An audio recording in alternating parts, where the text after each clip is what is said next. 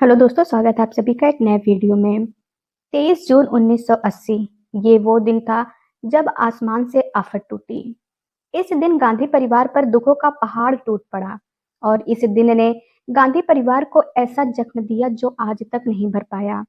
इस दिन उस समय की प्रधानमंत्री इंदिरा गांधी के बेटे संजय गांधी की मौत हो गई थी। संजय गांधी की मौत गांधी परिवार के लिए बहुत बड़ी त्रासदी थी, लेकिन देश के लिए भी ये किसी जोरदार झटके से कम नहीं था, क्योंकि संजय गांधी एक तेज तर्रार नेता थे। ये हादसा था या साजिश, इसका खुलासा आज तक नहीं हो पाया। संजय गांधी 21 जून 1980 को पिट्स उड़ा रहे थे। इस दिन सफलतापूर्वक पिट्स उड़ाने के बाद 22 जून को भी उड़ान भरी। इस दिन उनकी पत्नी मेनका, धीरेन्द्र शास्त्री ब्रह्मचारी, आर के धवन भी उनके साथ थे। ये उड़ान भी सफल रही। फिर आया 23 जून यानी घटना वाला दिन, लेकिन उसके पहले मेनका ने अपनी सास इंदिरा से संजय की शिकायत कर दी कि आज के बाद इनको विमान उड़ाने ना दिया जाए, क्योंकि ये बहुत बेढंग तरीके से विमान उड़ाते हैं।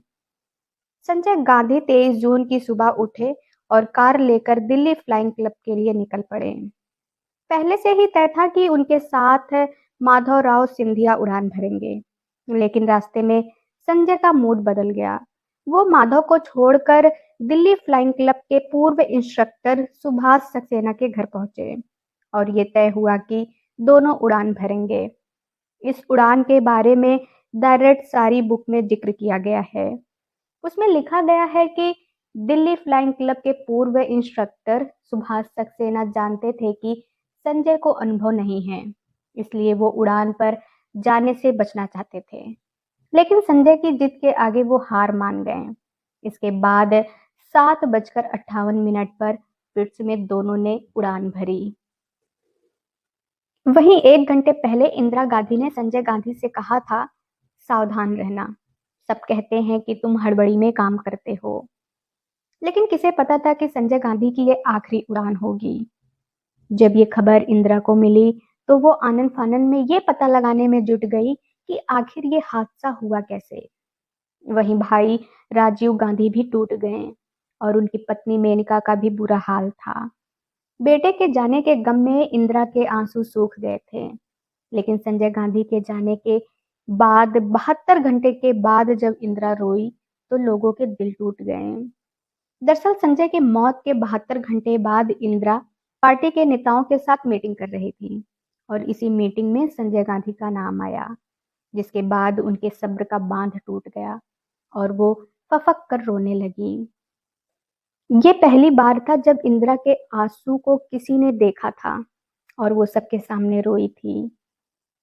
फिर इस घटना के बाद वो 27 जून को जब पहली बार दफ्तर गई तो उन्होंने कहा, लोग तो आते जाते रहेंगे, लेकिन राष्ट्र सदैव जीवंत रहता है।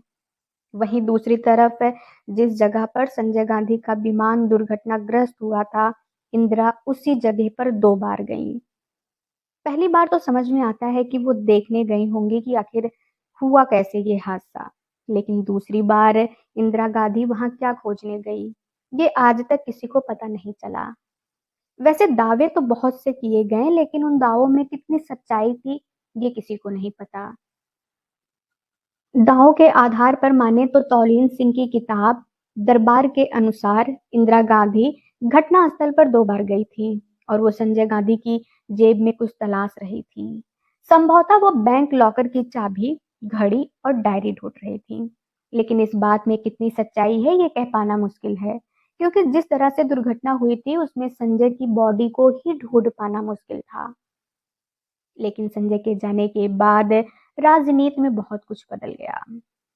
इसी तरह के वीडियो देखने के लिए आप हमारे चैनल को सब्सक्राइब करें। धन्यवाद।